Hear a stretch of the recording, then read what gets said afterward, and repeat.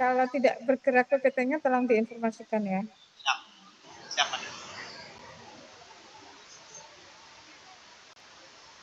Sekarang bahasnya sekarang harus keberadian. Ada. Berapa sih? Yang itu udah nggak ada. Kalau nggak ada lu beli yang gede terus potong. Ada soal terus.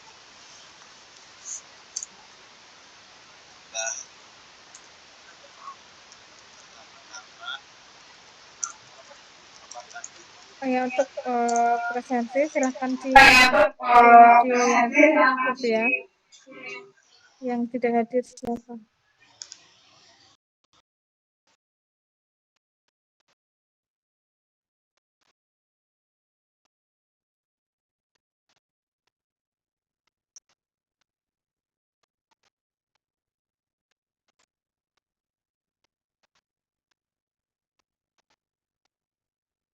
Oke, hari ini kita lanjutkan lagi untuk materi tentang pengelolaan kakao ya. Produk kakao yang paling terkenal itu adalah produk coklat yang sering kita konsumsi di sehari-hari kita. Oke, kalau dalam bahasa Inggris kakao itu sebenarnya cocoa ya. Terus produknya produk coklat. Nah, untuk varietasnya sendiri, kakao itu ada 3 yang paling banyak ditemukan di berbagai tempat di seluruh dunia. Varietasnya itu adalah Forastero, Criollo, Trinitario, dan Nacional. Di sini kalau kita lihat konsumsi coklat, produk-produk coklat ya, produk coklat itu paling banyak yang ini Eropa, kemudian di North Amerika, Amerika Utara, Asia, dan juga Afrika yang paling kecil, padahal yang paling terkenal untuk kakao ini berada di Afrika. Oke, nah Forastero itu di Amazon banyak, West Afrika juga banyak, kemudian dari Criollo ini lebih jarang lagi karena lebih rentan terhadap beberapa penyakit gitu ya, di antaranya lebih sulit tumbuh gitu. Dan yang ketiga Trinitario ini merupakan hasil hibridisasi dari varietas Forastero dan Criollo. Dan yang keempat Nacional ini punya flavor yang fine dan banyak tumbuh di Ecuador. Oke, kembali lagi tadi kalau kalian cari tentang kakao, kalau di jurnal atau buku bahasa Inggris ini nyarinya cocoa ya. Di sini ada beberapa jenis Forastero, tadi Criollo, Trinitario yang paling banyak ditemukan. Kemudian Criollo ini mutunya baik, coklat mulia, fine flavor, kemudian dia banyak ditemukan di berbagai daerah. Buahnya berwarna merah, jadi pokoknya itu ya, warnanya merah atau hijau, kulit buahnya tipis, ada bintik-bintik kasar dan gelap. Biji buahnya sendiri berbentuk bulat telur dan berukuran besar dengan kotilodon berwarna putih pada waktu masih basah. 7% ditemukan dihasilkan di Ecuador, Malaysia, Trinidad dan seterusnya, dan juga di Indonesia. Kemudian yang Forastero sedang mutunya, kemudian disebut juga ordinary cocoa ya, kalau yang tadi kan choice, fine flavor, edible kakao, yang ini itu yang ordinary, berwarna hijau, kulitnya tebal, biji buahnya tipis atau gepeng, materialnya berwarna ungu pada waktu masih basah. 93% dari produksi kakao merupakan jenis yang dihasilkan di Afrika Barat berdasarkan Dominika. Dan yang ketiga yang menunjukkan hibridisasi dari Criollo dan Calastero ini secara alami ya. Ini sifatnya sangat heterogen. Kemudian bijinya menghasilkan transfer yang high, yang ada juga yang masuk ke kakao karena dia merupakan hasil penyilangan. Buahnya berwarna hijau merah, bentuknya bervariasi. Buahnya bermacam-macam juga dengan konterajen yang berwarna muda sampai warna pada basah. Nah, ini gambarnya yang Calastero yang hijau, kuning, kemudian ini yang Criollo yang warna merah tadi ungu. Ini yang ini tadi karena gabungan jadi ada kuning merahnya. Sudah pernah lihat tanaman kakao ya? Saya yakin tidak, tapi untuk bisa membuat coklat, apa yang dibuat, apa yang dasarnya, ini yang kita perlu ketahui. Jika dibuka ya dari buah kakao itu akan nampak seperti ini. Ada potnya, yang keluar itu. Ada pincinya, kemudian ada potnya gitu. Nah, ini yang dilihat kalau yang dilihat dari luar tadi kan yang dilihat warnanya ketebalan atau dindingnya enggak ya. Kalau di sini ada beberapa jenis kakao yang dilihat dari potnya, fungsinya, agronomi serta kualitasnya saja. Untuk Criollo, Calastero dan Trinitario. Pot khasnya ini dilihat dari teksturnya, warnanya. Tadi kan Calastero itu clear, hijau ya. Criollo itu ada rednya. Kemudian Trinitario itu bervariasi. Kemudian tekstur dari pot khasnya sendiri itu yang Criollo soft, Calastero hard, Trinitario ada yang hard, ada yang soft, sama sekali hard. Kemudian pinchnya jumlah potnya itu bervariasi. Criollo 30, Calastero itu lebih dari 30 atau minimal 30, dan Trinitario lebih dari 30. Tentu ini menguntungkan ya, karena kan nanti yang kita bikin coklat produknya itu adalah bin-bin. Cotyledonnya warnanya Criollo white, ada titik, ada ivory atau pale purple ya, ungu pucat ya. Kemudian yang Calastero purple pale atau deep. Kemudian Trinitario bervariasi ya, merupakan agronomiknya itu bisa dilihat dari tanamannya gitu ya, dan bagaimana ketahanan terhadap resistentivitas dan disease atau penyakit dan juga hama-hama gitu ya. Criollo itu susceptible, artinya rentan ya. Calastero itu lebih moderate, kemudian Trinitario ini immediate. Itu kerentanan terhadap hama dan penyakit gitu ya. Yang jadi masalah memang kalau kita pernah ke ladang yang ada tanaman coklatnya atau perkebunan kakao gitu ya, banyak sekali masalah-masalah yang ditemui di situ karena banyak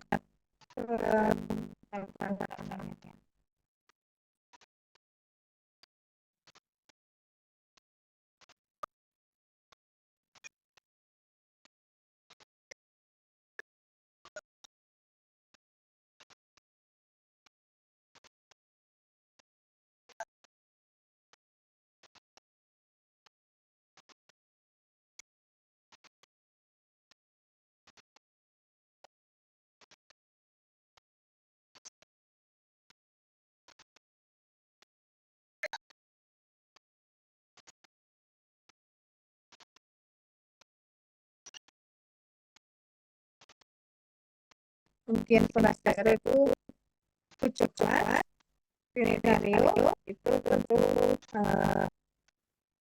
coklat juga, dan juga termasuk Coca.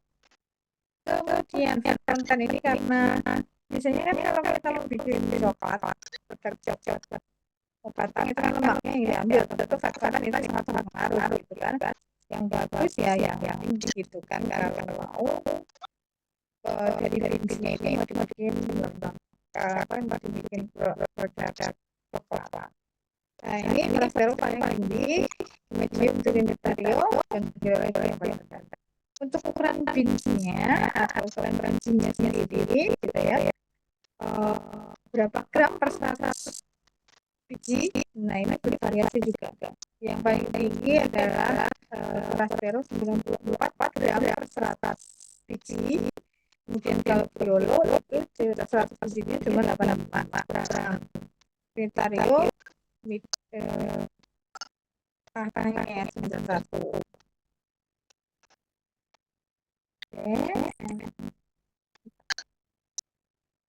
Kemudian ini ada beberapa jenis kakao yang dihasilkan dari berbagai daerah gitu ya, dan ini ternyata punya karakter flavor yang berbeda. Nah dalam kakao ini penting sekali flavor karena akan mempengaruhi flavor produk akhir. Beberapa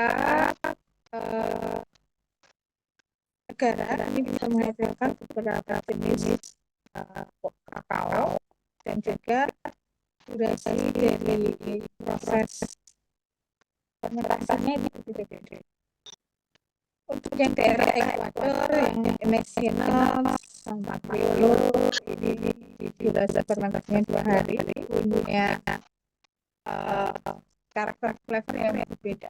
Untuk yang Criollo lebih asid, lebih asam, punya karakteristik cocoa, dan juga yang Mesinos aromatik, keras, spicy gitu ya. Kemudian misalnya di Trinitario ya, yang merupakan terintegrasi dari Criollo dan Forastero yang Venezuela, ini punya karakter flavor asid. Kemudian yang Criollo itu lebih sweety dan manis. Di daerah yang berbeda itu karakternya berbeda. Waktu durasi untuk fermentasinya juga beda-beda.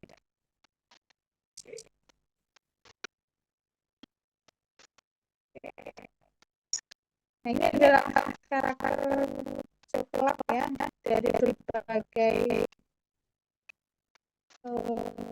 daerah. Ini ada beberapa karakter, misalnya spicy, mati, flu kakao atau cocoa.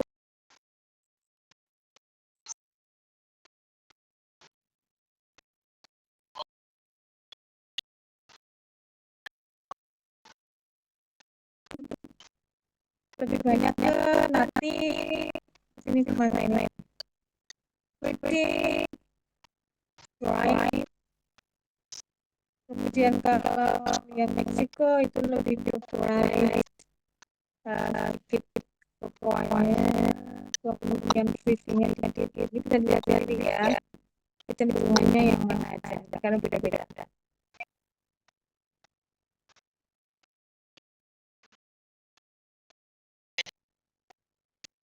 Oke. Untuk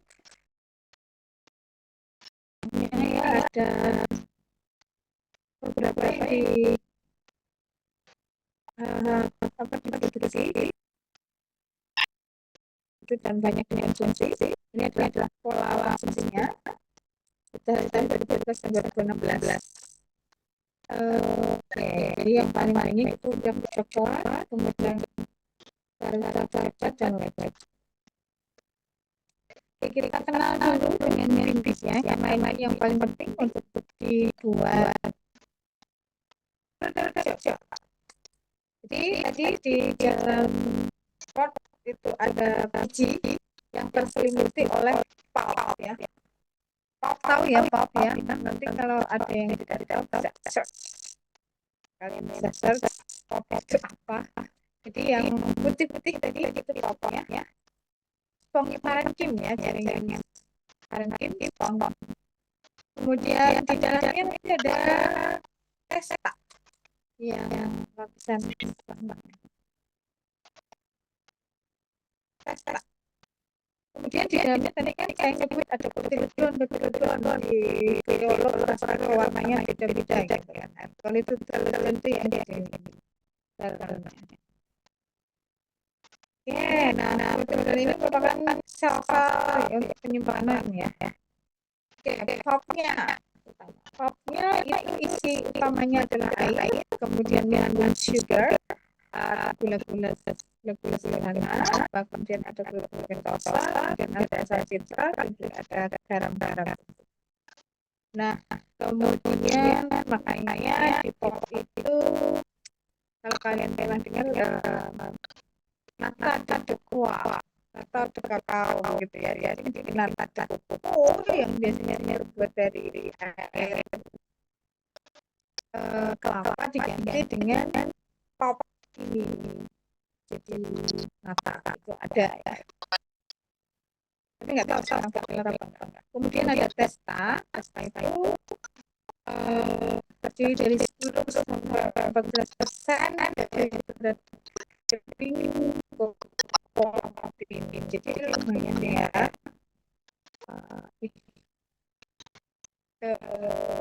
Proporsinya isinya esensial, tapi dan mineral. Kemudian yang paling utama adalah kotilodon. Kotilodon ini isinya apa saja? Tentu saja tidak hanya air gitu ya. Kalau faktor paling penting 80%, di kotilodon itu hanya 30%. Kemudian yang banyak adalah fat ya. Kemudian ada selulose, ada pati, ada pentosa, ada gula-gula yang lain, protein, teobromine ya kalau kalian belajar tentang bahan penyegar ya. Ada teobromine, ada kafein, ada asam dan ada polifenol yang banyak aktivitas antioksidan. Dan kotilodon ini sebesar 80% ya, 80-90% dari berat kering biji dagang. Oke. Kemudian ini ada kotilodon kalori zoom out gitu ya, akan terlihat bahwa di situ ada dinding sel ya yang berisi lemak, plasma, protein, juga ada nukleusnya, ini struktur selnya, ada sel-selnya, jadi letaknya itu di mana gitu ya. Fatnya itu tersebar ke seluruh sel gitu ya. Kemudian starchnya juga tersebar. Nukleus bukan sel. Ini saya jelaskan. Nah, untuk sel-sel fenol, perfilannya di sini ya, Coca-Cola polifenol. Oke, karena itu kalian kenal kakao sebagai salah satu bahan yang punya efek refreshment atau penyegar. Kemudian cocoa bean itu ada di sini tadi ada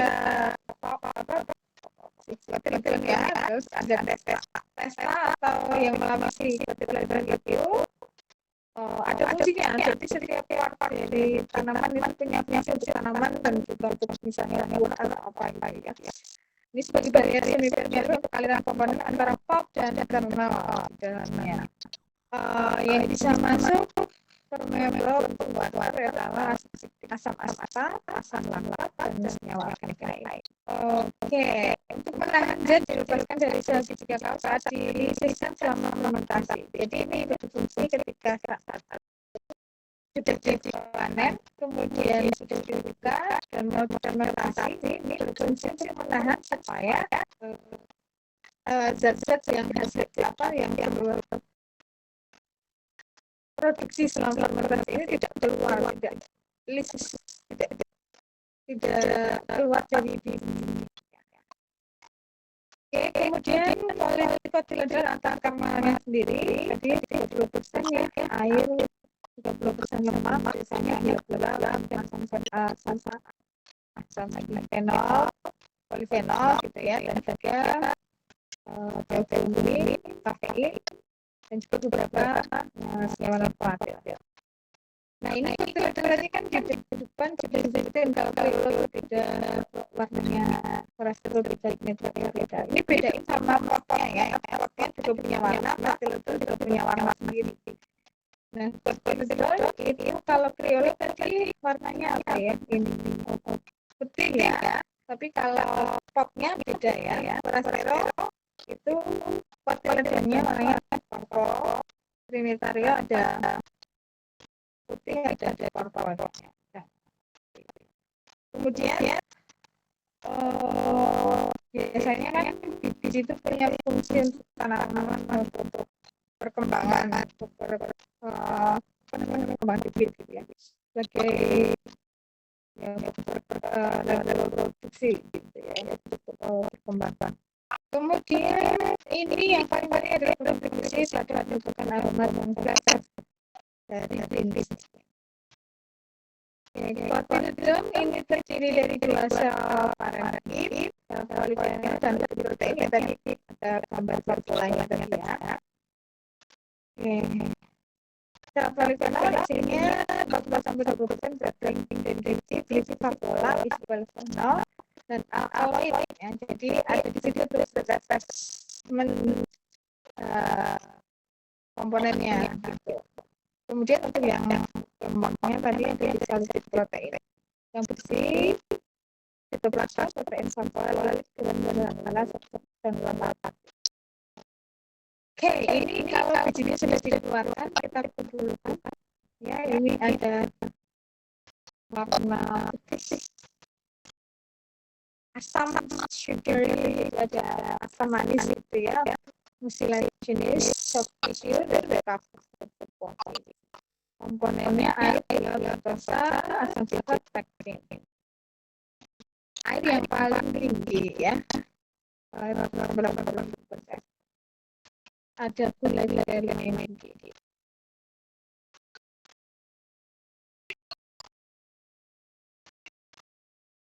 Kemudian ini kalau kita lihat dari semua komponen yang terkandung, ketika dia masih dry atau biji kering dan juga ketika sudah dipeperi, dipisahkan efeknya, ini memang punya komponen yang berbeda.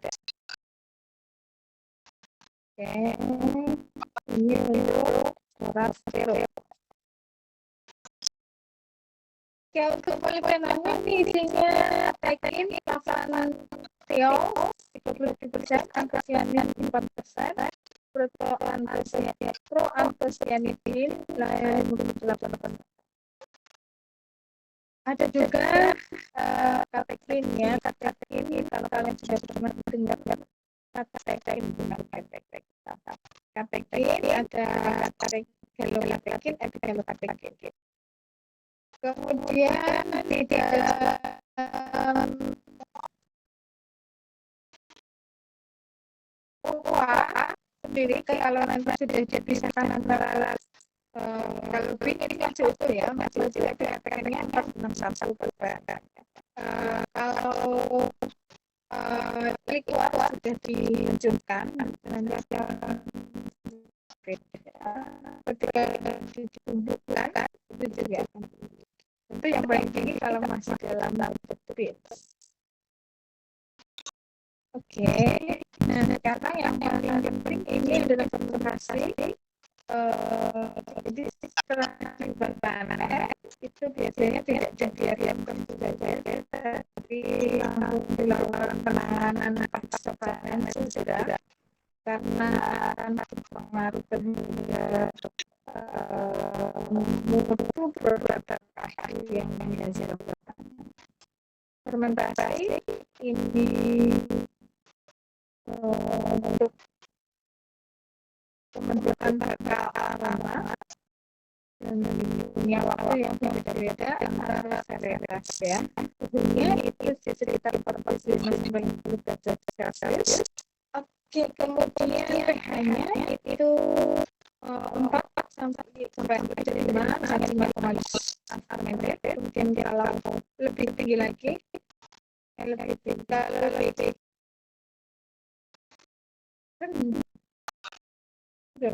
sama 75, nah ini 4,9 ini termometer, tapi level coklatnya rendah. Nah yang pas 5,2 sampai 5,9 supaya levelnya bagus. Nah ini biasanya pada pertama yang menempel pada bagian biji akan meluruh bersama dengan peningkatan suhu. Nah biasanya ini cuma disimpan di sebuah wadah aja, bisa terbuat dari kayu, seperti itu, atau hanya menggunakan karung. Jadi antara petani berbeda-beda. Nah ketika dibiarkan gitu saja dalam bentuk tumpukan akan terjadi peningkatan suhu karena dia masih melakukan aktivitas biologisnya gitu ya. Jadi ada peningkatan suhu di situ. Nah pokoknya itu semakin lama semakin baru gitu ya. Kemudian hari kedua ini mulai jadi kondisi anaerob, mikroorganisme memproduksi asam asetat dan etanol yang menghambat germinasi dan jadi kan biji itu masih berfungsi sebagai alat pembersihan atau tanaman makro, jadi bisa berkecambah, bisa bergerminasi dengan difermentasi itu nanti akan menghasilkan asam asetat dan etanol yang menghambat germinasi atau perkecambahan sehingga bijinya itu mati gitu ya. Kemudian kontribusi pada perubahan struktur seperti penghilangan kompartemen enzim dan serat. Kalau tidak berhasil fermentasi ini dia bisa dicacah. Bisa. Kemudian hari ketiga suhu pada manusia akan semakin meningkat menuju 45 derajat Celcius sampai nanti akhir fermentasi itu sampai 50 derajat Celcius. Nah, kegiatan fermentasi menghasilkan asetat, laktat, dan etanol, kemudian asam dan panas akan menghentikan germinasi. Jadi pentingnya fermentasi ini untuk mematikan biji supaya tidak berkecambah, supaya tidak tergerminasi dengan menghasilkan apa tadi mikroorganisme yang menghasilkan beberapa zat seperti asam asetat sama. Nah itu di Afrika bahkan tidak memakai seperti ya, hanya menggunakan daun pisang yang ditutup seperti itu. Nah, ini secara alami fermentasi akan terjadi peningkatan suhu akan terjadi secara perlahan, kemudian mikroorganisme juga akan terjadi secara berkelanjutan. Jadi mikroorganismenya bukan cuma misalnya ini aja, tapi ada misalnya dari asam asetat, dan sebagainya. Terus fermentasi selama 144 jam ini ada beberapa senyawa yang dihasilkan dan yang turun ya, yang awalnya fruktosa tinggi sekali gitu ya, yang mendominasi karena dia merupakan komponen pertama. Kemudian kan ketika fermentasi terjadi glukosa maupun fruktosa turun karena terfermentasi kan, akhirnya dihasilkan misalnya etanol, asam asetat, asam laktat, asam sitrat turun ya, asam sitrat turun. Kemudian ini bisa dilihat juga ya, perubahan senyawa tadi ya, sukrosa protein terhidrolisis, fenolik teroksidasi, sukrosa terkonversi menjadi alkohol, teroksidasi menjadi asam asetat dan asam laktat. Kemudian lama-kelamaan kan arah anaerob ya, kemudian akan terjadi perubahan warna juga karena senyawa fenolik itu terhidrolisis oleh dibantu dengan enzim glikosida, kemudian akan terbentuk rektosoflavon yang mengandung nitrogen, kemudian ada pembentukan juga berkurang rasa. Kemudian protein ini juga banyak ada yang berresiko protein kira-kira. Kemudian ada juga fase air. Jadi selama proses itu biasanya ada proses pengadukan di situ. Akan ada oksidasi protein polifenol. Kemudian akan ada pengurangan stringensi dan jadi kepahitannya akan berkurang. Ya, jadi di awal fruktos dan glukos ya, gula itu tinggi, asam laktatnya relatif lebih rendah. Dan seiring dengan perjalanan akan semakin berkurang. Dihasilkan etanol, asam laktat, dan kepemanan. Nah, yang berperan itu siapa saja? Yeast ya, atau Saccharomyces cerevisiae dan juga jenis yang lainnya. Kemudian ada bal.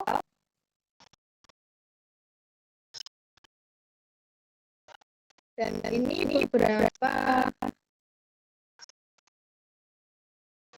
perubahan yang terjadi selama 280 jam ya, ketika dihitung variabel sel dengan satuan log CFU ya. Oke, yang mendominasi pada awal waktu adalah yeast. Kemudian di beberapa jam setelahnya itu akan turun. Kemudian dia akan naik lagi. Ini suksesinya jadi pergantian pertumbuhan organisme karena perubahan kondisi yang terjadi di saat fermentasi. Ini fermentasi sampai ke bayi ya, karena biasanya langsung berlanjut seperti itu. Ini salahnya, kemudian ada asam laktat, bakteri mata, dan juga ketika yeastnya turun, lactic acidnya naik, asid bakterianya juga naik, sampai nanti akhirnya di akhir fermentasi menjadi turun. Kemudian ketika bayi itu akan ada kanjang atau apa ya, yang fermentasi dan dijaga.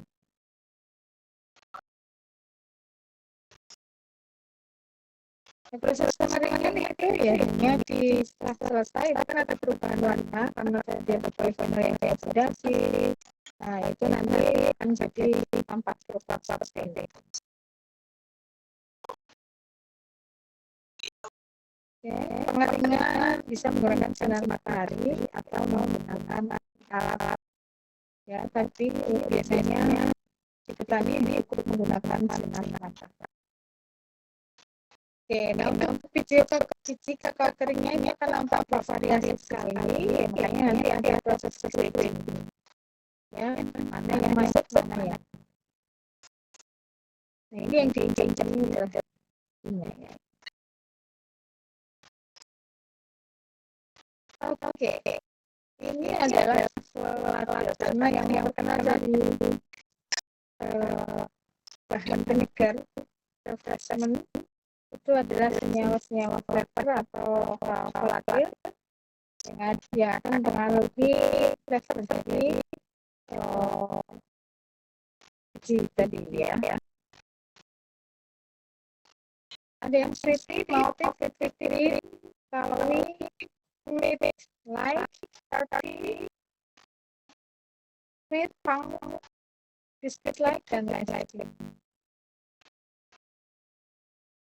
Jadi ini nanti ada lihat apa penyebabnya gitu ya. Misalnya hexana itu ini. Kemudian selain itu galactose. Nah untuk kakao pink sekarang. Nah ini harus dilihat karena kan dari luar terlihat bervariasi. Nah ini yang harus dilakukan pengkelasan dan mana yang akan digunakan lebih lanjut dan yang enggak gitu ya. Oke, di sini ada beberapa warna yang menandakan bagaimana dia fermentasi gitu ya. Kalau kita lihat yang atas slightly over fermented, jadi dia over fermented Kemudian yang fermentasi seperti ini ketika dikat ya, ini dipotong tengahnya. Kalau yang utuhnya kan tadi gambarnya ini ya macam-macam ini, kalau dipotong nanti akan berbeda mana yang terfermentasi dengan baik dan mana yang fer atau malah kurang gitu. Nah yang ini fermentasi juga ada yang well tergantung di sini. Berarti ada fermentasi ini biasanya nggak bagus. Dan ada yang multi, jadi ada kayak jamurnya ya. Nah yang bagus yang well fermented.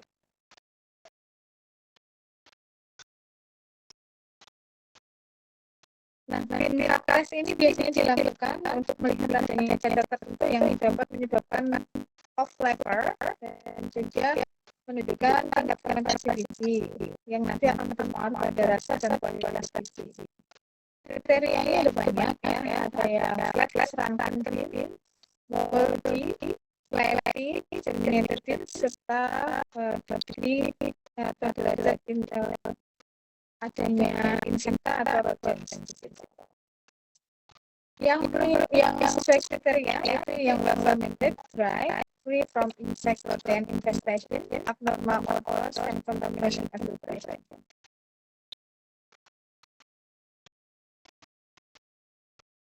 Oke, biasanya ini kriteria ada salah satu kriteria substandard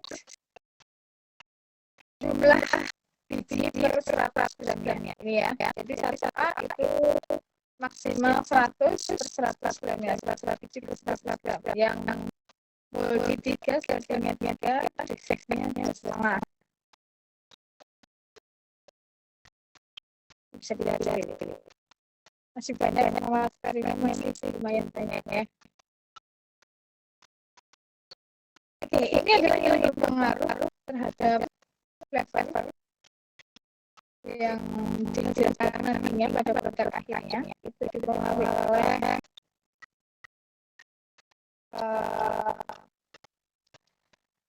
faktor genetik, lokasi pertumbuhan, klimatik ya, dia di mana gitu ya. Kemudian proses ini kalau di pin konsisten, kalau di proses treatmentnya ini penyimpanannya ketika habis dipanen, pot storage-nya, dan juga kondisi dari crop-nya. Kemudian saat kondisi harvesting dan fermentasi itu metode yang digunakan seperti apa? Kemudian saat drying ini metode berdasarkan berat badan dan kondisi klimatnya. Nah ini yang akan dilihat itu misalnya nih polifenolnya ini yang berpengaruh, ini yang dipengaruhi gitu ya, storage proteinnya, sugarnya, amino acidnya, referring material dan seterusnya. Dan saat drying itu ya bisa asidnya mester polifenol. Nah sekarang produk akhir yang biasa kita konsumsi. Bagaimana sih kakao bisa jadi coklat? Oke, tadi di petani itu biasanya sampai drying. Nah, di perusahaan atau di company di pabriknya itu apa gitu ya? Oke. Nah, ini di sini ada nip ini adalah biji yang sudah difermentasi, sudah siap untuk dikonsumsi. Ya, nanti akan dalam cocoa butter atau cocoa powder. Oke. Ini ada proses cleaning, breeding, winnowing, penampilan gitu ya.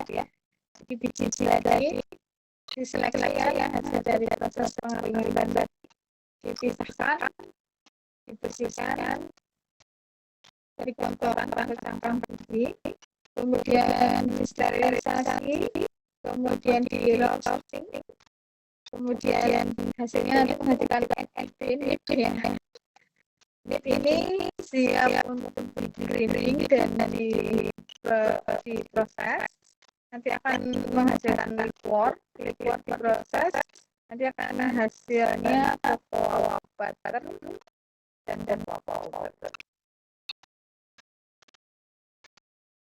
Oke, jadi liquor NIP ini hasil dari setelah roasting di grinding hasilnya liquor, jadi masih ada bagian cair dan padatnya. Nah, cairnya ini biasanya isinya butter ya, karena minyak. Airnya kan sudah dihilangkan ketika pengeringan tadi. Jadi kalau ada dia bentuknya bisa pasta seperti itu karena ada lemak kakao. Kemudian dia nanti kalau sudah liquor ini dipisahkan antara butter dan cake ya, bagian ini. Nah, cake ini bisa dibikin cocoa atau ada batu kakao. Oke, bersih. Saya tidak akan menjelaskan tentang lagi ya. Penampilannya ini ya. Nah, ini sterilisasi untuk membunuh mikroorganisme dapat dilakukan sebelum atau setelah roasting menggunakan sistem. Kemudian alkalisasi ini adalah salah satu proses yang dilakukan setelah sterilisasi menggunakan kalium sodium karbonat untuk meningkatkan pH netral karena sifatnya asam ya, fermentasi. Kemudian modifikasi lama dan flavor meningkatkan persibilitas kakao untuk dalam air. Kemudian rata-rata caranya dikembangkan dalam drum berisi biji kakao, kemudian dikeringkan secara perlahan pada suhu di bawah 100 derajat Celcius. Nah, yang paling penting proses selanjutnya adalah roasting. Jadi akan terjadi perubahan kimiawi dan fisikawi dari biji. Cangkang besarnya akan mengendur, kemudian terjadi kehilangan air dan dihasilkan nip ya. Kalau dulunya sudah di roasting nanti berikutnya nip dan lebih rapuh warna menjadi lebih gelap. Kemudian jumlah roasting yang menggunakan panas, jumlah mikroorganisme akan berkurang. Kemudian asam amino beberapa akan terdegradasi dan protein terdenaturasi, beberapa asam folat berkurang. Ini menentukan karena beberapa komponen ini menyebabkan asam dan padat. Kemudian pada saat roasting ini kehilangan lemak polifonal dan alkohol itu hanya sedikit ya atau minimal. Suhu roasting itu 90 sampai 110 derajat Celcius. Nah, jenis roasting ini ada 3, whole roasting, nip roasting, dan liquor roasting. Whole roasting itu utuh semuanya ya, nanti di roasting sebelum penampilan, sebelum dilawi untuk memfasilitasi penghilangan cangkang yang akan pecah karena benturan dengan laba. Kemudian biasanya dia produksi liquornya ya.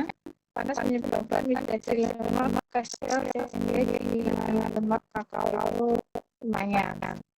Kalau nip roasting itu berarti setelah kehilangan cangkang baru dilakukan roasting bersama dengan proses alkalisasi dan penambahan gula mekanika flavor. Liquor roasting berarti perlakuan penambahan gula dilakukan sebelum penampilan. Nip digiling menjadi liquor sebelum dilakukan roasting. Jadi digiling dulu baru di roasting. Nah, nip itu di grinding untuk mendapatkan cocoa liquor atau kakao mas. Alatnya bisa pakai disc mill, stone mill, atau hammer mill, atau ball mill juga bisa. Penggilingan dilakukan bertahap sehingga akan menghasilkan panas. Panas ini akan menyebabkan melelehnya lemak kakao membentuk cocoa liquor. Jadi kalau penasaran kualitas efek ya, cocoa liquor disimpan pada suhu 90 sampai 100 untuk proses aging dan penghilangan pH. Nah, liquor tadi berisi ada cocoa butter atau lemak kakao ini setengah dari berat nib sendiri. Ketika liquor itu di-press, nanti akan kita dapat cake cocoa cake tadi ya, atau bungkil. Jadi bagian cairnya itu lemak kakao 78-90%. Kemudian yang bagian kalau press kan ada keluar bagian cair dan padatnya. Nah, padatnya ini bungkil atau akutnya karena masih mengandung lemak ya, karena itu tidak bisa mengeluarkan semuanya 10-24%. Kemudian kalau si cake atau bungkil kakao ini di-grinding jadi kakak powder nanti. Jadi cake-nya kan hasilnya lebih kurang besar ya, kan setelah di-bread itu kan cake gitu ya, bentuknya melebar gitu. Dan di-grinding jadi lebih kecil. Jadi bubuk kakao. Ini yang digunakan untuk menggiling itu adalah hammer and cheese mill atau windmill. Kemudian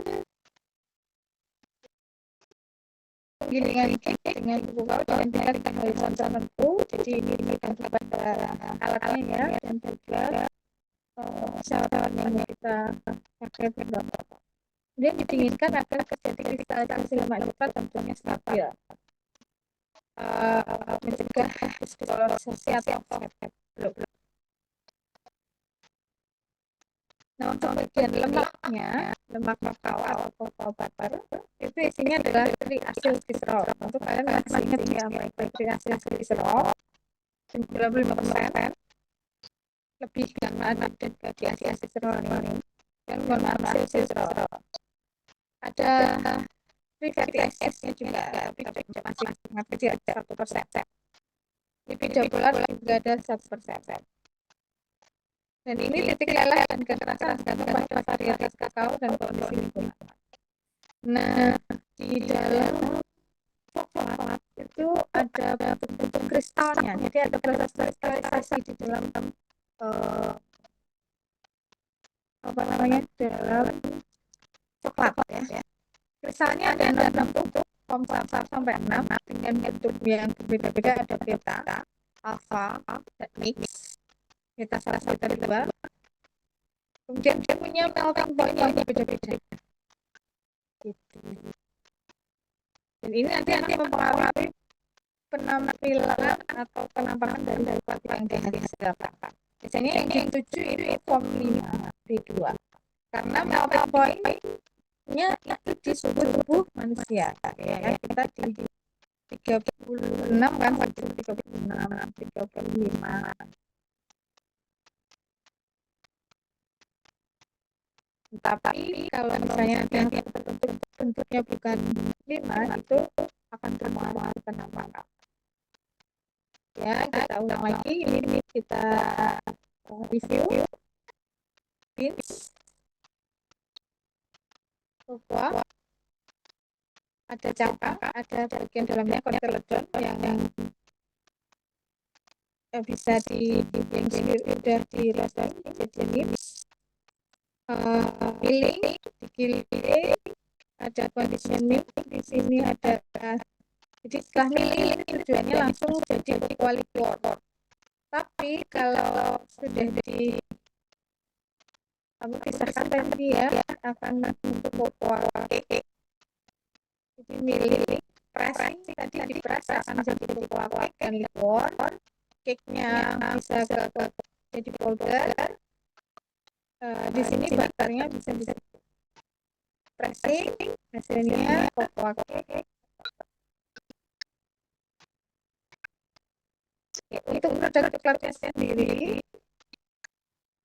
kita harus paham dulu apa ada definisinya, yaitu suspensi semi solid dari partikel solid halus gula kakao dan terus tergantung pada jenisnya menghasilkan sekitar 30% secara total dalam proses kontinu lemak sebagian besar lemak kakao. Masih ingat ya suspensi itu apa?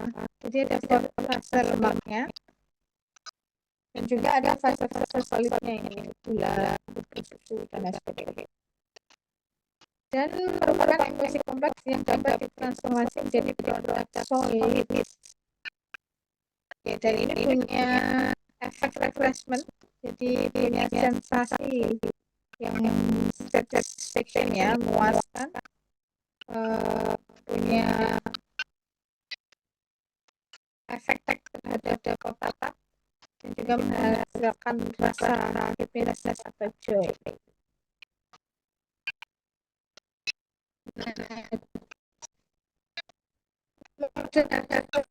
Coklat itu isinya apa sih gitu ya, jadi itu bukan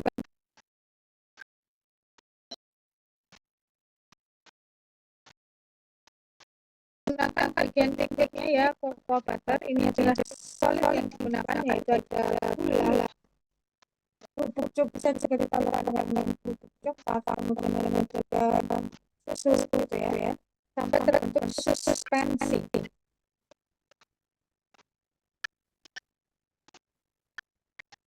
Nah, untuk tiga jenis coklat, white, dark, dan milk itu punya kandungan karbohidrat, fat, dan protein yang berbeda-beda karena mengandung tadi komponen yang bervariasi gitu ya.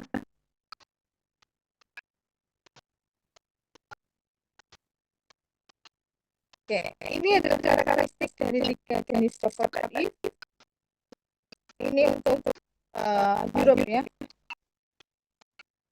Untuk coklat minimal 18% itu lemak coklat, lemak kakao, kemudian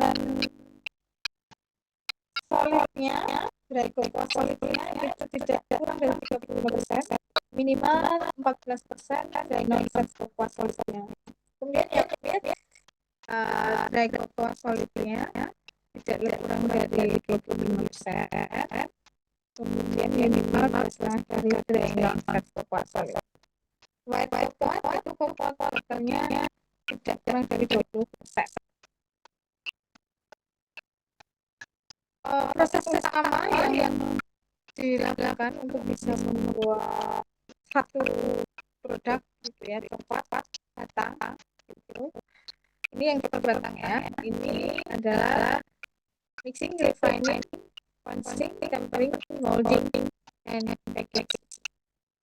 Jadi mixing itu ngapain? Itu mencampur bahan-bahan yang digunakan, kemudian membuat pasta ya. Karena ada bagian cair dan juga padatnya, kemudian ditambahkan dengan milk powder. Jadi jika diinginkan misalnya jenisnya milk, kemudian ada proses punching, ini nanti sampai terbentuk konsistensi yang diinginkan. Nah, ini awalnya yang agak repot ya, karena ada step-step yang harus dilewati ya. Yang pertama dry punching, kemudian jadi pastifish, dan juga liquid punching. Dan yang ketiga, yang keempat adalah tempering. Ini membentuk polimorfisme kristal coklat yang diinginkan. Kemudian molding atau pencetakannya ini bisa dengan berbagai cara, dan baru packaging. Jadi yang penting di sini tempering ini sangat penting, punching juga penting. Tapi biasanya untuk membentukkan kristal coklat itu di tempering form atau bentuk 5 yang kita inginkan.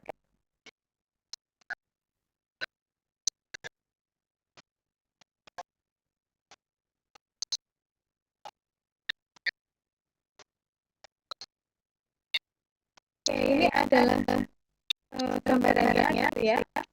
Ada cocoa butter, milk, sugar, cocoa liquor dicampur dengan mixer yang bisa syaratnya kontinu ataupun batch.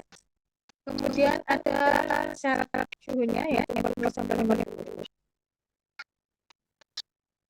Ini adalah komposisi untuk yang white coklat yang diperlukan ini. Milk coklat ini kalian bisa lihat perbedaannya ya. Kalau yang milk banyak menggunakan milk fat juga selain menggunakan milk powder. White coklat itu ada milk powdernya. Di sini lebih banyak yang coklat ya, daripada white coklat ataupun dark coklat. Refining ini menggunakan suatu refiner yang kayak dua gitu, jadi yang berputar itu kemudian nanti akan memecahkan api merah sehingga dia terdistribusi dengan baik partikel-partikelnya. Oke, ukuran partikelnya kurang dari 30 mikron ya. Ini awalnya yang orange ya. Kemudian setelah di refining jadi sekitar 30. Kenapa sih harus di refining? Supaya nanti partikel-partikel yang ada di dalam coklat itu tidak terdeteksi di lidah kita. Ini kan kalian suka yang melting, yang soft gitu kan. Nah ini rollnya untuk refinernya.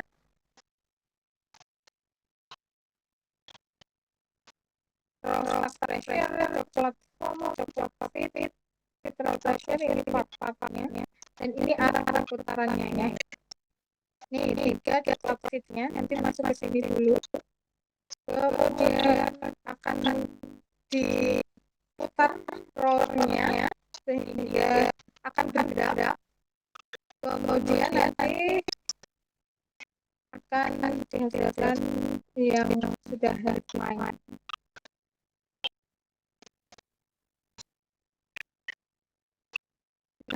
Kondisi ini titik akhir operasi terakhir dalam pembuatan coklat. Nah ini mencapai viskositas tekstur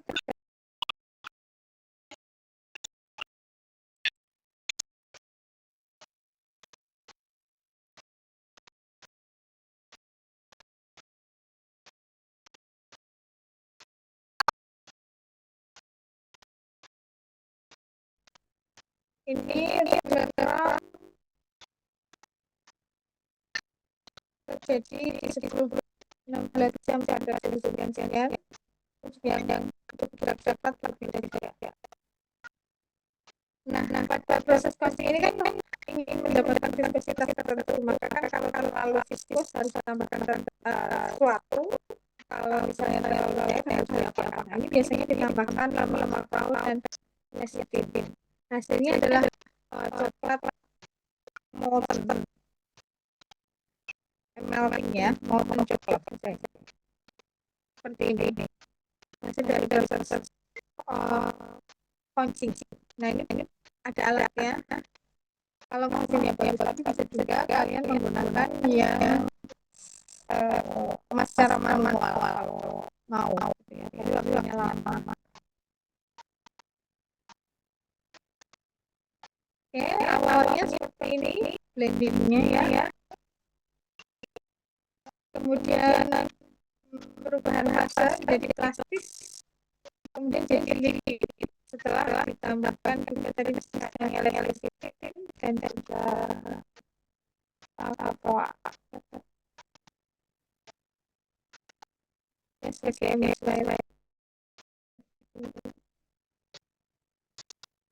selanjutnya tapering untuk membentuk kristal coklat. Untuk yang diinginkan adalah timah atau pita. Dia punya penampakan ability, snap, contraction dan resistance belum, jadi tidak mudah daya. Jadi mengkilap gitu ya. Ketika tapering tidak dilakukan dengan baik, akan terbentuk kristal lain, misalnya kristal tapak yang juga beda.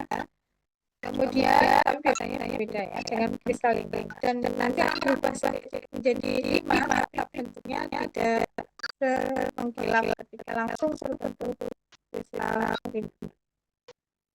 Nah ini adalah beberapa jenis kristal yang ada di coklat gitu ya. Kalau dia dalam bentuk 1, 2, sampai 6 itu seperti apa? Nah ini semakin stable, semakin ke sana kristalnya, semakin kiri, semakin ke bawah, jadi 5, 4, 3, 2, 1 semakin tidak stabil. Ini kompaknya semakin padat dan di sini semakin tidak padat ya. Jadi kalau semakin ke sana semakin baik.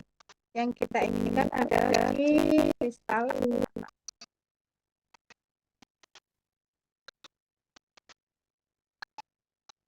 Nah, ini adalah temporary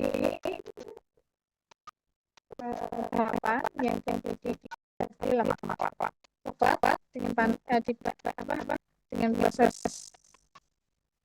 Jadi akan mencapai 50 derajat Celcius, kemudian ada pendinginan 32 sampai 32 sampai ke 27 terjadi kristalisasi, dipanaskan lagi terjadi sampai 150 ini akan terkonversi menjadi kristal yang tidak stabil. Jadi di sini harusnya sudah berhenti ya, jangan berdiri lagi. Di 50 output itu akan melting, kemudian kristalisasi yang diinginkan adalah berdiri karena kristalnya lebih stabil. Oke, selama tempering suhu harus dikontrol dan dilakukan pengadukan supaya terjadi nukleasi ya, dalam proses kristalisasi cepat. Nah, selanjutnya kalau sudah di tempering, kita tinggal casting atau molding ya, mau dicetak seperti apa. Ini bisa menggunakan alat fotometer atau cetak sesuai yang kita inginkan. Sudah selesai, itulah bentuknya. Coklat. Ada pertanyaan? Bisa diikuti ya? Bisa. Ya, ada gambaran ya. Jadi kakao menjadi coklat itu apa saja sih? Gitu. Coba saya tanya deh. Dari kakao yang digunakan untuk membuat coklat itu bagian apanya? Ada yang bisa jawab?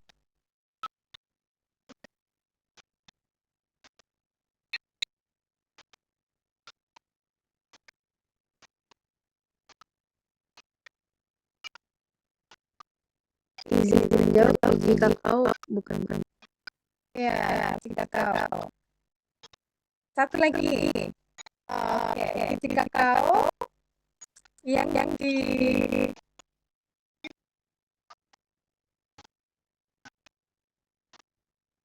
biji kakao itu yang sudah di roasting namanya apa? Yang sudah dikeringkan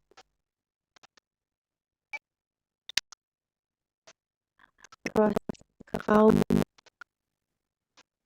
namanya apa?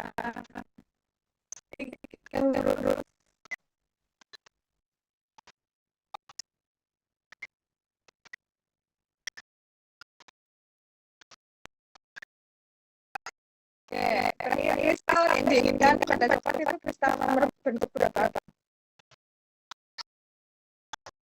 kristal bentuk 5 Ibu.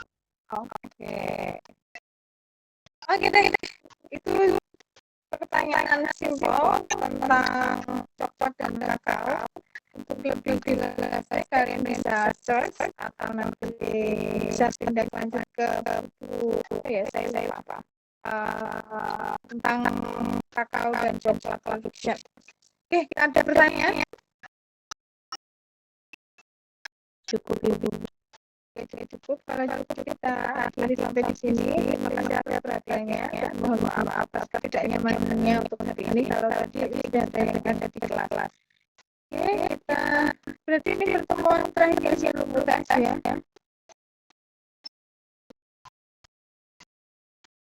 Iya Bu. Oke, baik. Kalau begitu saya akhiri. Terima kasih. Wabillahi taufiq wal hidayah. Wassalamualaikum warahmatullahi wabarakatuh. Warahmatullahi wabarakatuh. Makasih.